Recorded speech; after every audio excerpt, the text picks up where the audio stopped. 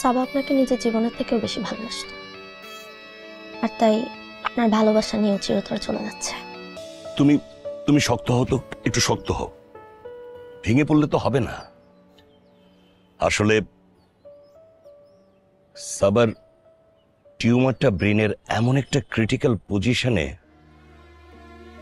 যেখানে ডাক্তারি বিদ্যা বলতে গেলে 99% পরাজয়ের সম্ভাবনা রয়েছে।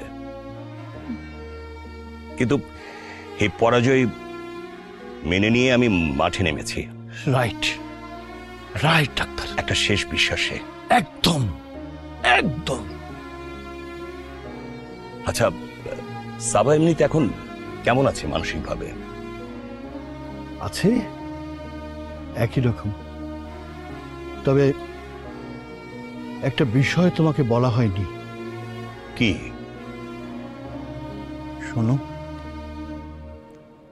ও একটা ছেলে খুব ভালোবাসে, কিন্তু বলতে পারে না।